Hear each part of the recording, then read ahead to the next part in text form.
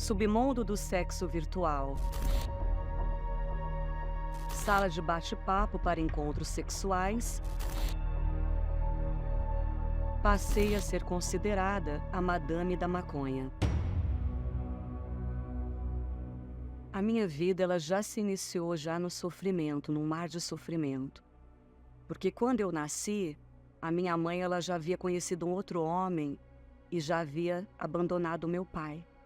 Então, quando eu nasci, eu já não conhecia o meu pai, eu já conhecia este padrasto, este homem. Porém, ela não sabia que ele era uma pessoa doente, que ele tinha problemas psiquiátricos, inclusive ele tomava até tratamento de choque. Então, eu fui crescendo dessa forma, vendo a minha mãe apanhar, a polícia sempre sendo chamada, né, na porta de casa, tinha pavor dele, me escondia dentro de casa, dentro do guarda-roupa. Quando eu fiz 10 anos, eu já comecei a apresentar sinais de depressão. Na minha adolescência, eu me tornei uma jovem super rebelde, né? E logo eu comecei já a experimentar a maconha, o álcool, e sempre descontroladamente desde o início. Eu nunca tive controle. Quando eu começava a beber, era para beber para cair. Até que eu conheci um jovem também muito mais louco do que eu já era muito louca. E ele muito mais louco do que eu. Porque além dele usar todas as drogas que eu já usava, ele também usava pedra, fumava o crack.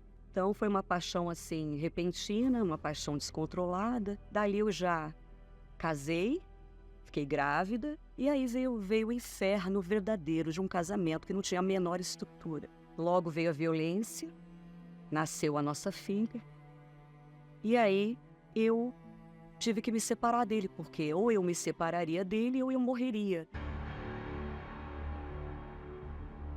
E eu não consegui dormir uma madrugada.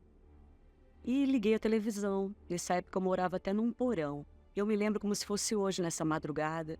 Eu liguei a televisão, estava passando programação da madrugada da Universal. E aquilo me tocou profundamente. Eu assisti um testemunho que ele se encaixava, né, de acordo com a minha vida. É como se fosse realmente Deus falando comigo. E no dia seguinte, eu tive um desejo de ir muito grande. Então eu peguei a criança, que na época era um bebê, a minha filha, e fomos. Chegando lá, eu comecei a entender, os meus olhos foram se abrindo. Eu entendi que realmente o meu problema não era um problema apenas físico, circunstancial, de problemas familiares, não. Por trás daquilo tudo tinha muito mais nos bastidores, né? Na verdade, eu era uma marionete do mal. E então eu comecei no meu processo ali de libertação, de purificação, libertação de mágoas familiares. E nesse processo todo eu cheguei a ficar bem. Mas, na verdade, durante muitos anos, eu me auto-enganei. O principal de tudo eu não tinha, que era o Espírito Santo. Na verdade, eu fazia parte da instituição física, da igreja física. Mas eu não fazia parte ainda do reino de Deus e nem da igreja espiritual do Senhor Jesus. E aí eu me afastei. E quando eu percebi, a minha situação ela ficou muito pior do que inicialmente. Eu voltei a usar drogas, só que eu voltei com muito mais sede, ao ponto de ir na biqueira buscar maconha. Uma senhora. Eu lembro que quando eu entrava na biqueira para buscar maconha, o pessoal lá me chamava de tia. Olha, vem a tia. Eu já era cliente assídua. E ali era segunda, era terça, era quarta, não tinha dia. E a minha filha dentro de casa presenciando tudo isso. E teve também um determinado momento dessa história, dessa fase da minha vida, que a minha filha também chegou a usar maconha junto comigo. Mãe e filha, usando juntas dentro de casa. Foi quando eu percebi o quão fundo era esse poço que eu estava. Eu pensava muito em homens. E eu ficava também ali mergulhada. Enquanto eu usava as drogas, eu ficava ali, conversando com homens, trocando fantasias, fazendo sexo virtual. Inclusive, nessa época, cheguei a frequentar uma casa de swing acompanhada de um homem casado. E uma das coisas que mais me doeu nessa época foi a minha filha me chamar de lixo. Se eu morresse, ela ia ser muito mais feliz, porque pelo menos ela ia ter um problema menos na vida dela.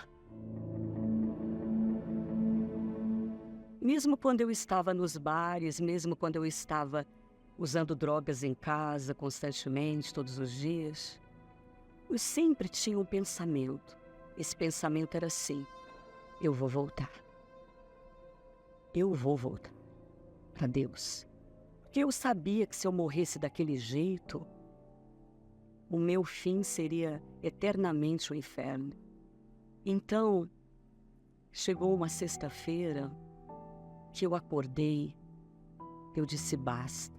Eu fui novamente até a igreja.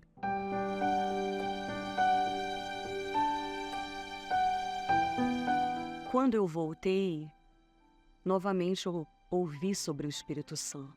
Eu falei assim para Deus: Deus, meu Deus, eu sei que eu já saí uma vez da tua presença. E se eu não tiver o Senhor dentro de mim de verdade, eu vou sair novamente. Eu não quero voltar para aquela vida de depravação. E eu me lembro muito bem que teve um dia que eu estava ali buscando, fechei os meus olhos, esqueci de tudo, me concentrei, me conectei com Deus. Eu não fiquei pulando, nem sentindo arrepios e muito menos fora de mim. Não, eu estava ali consciente de que Ele estava ali também. De que Ele estava ali diante de mim, e não só diante de mim, mas sobre mim. E Ele preencheu cada espaço. E eu que nunca tinha tido pai, nunca tinha tido amor de ninguém realmente assim, eu posso falar que é um amor insubstituível.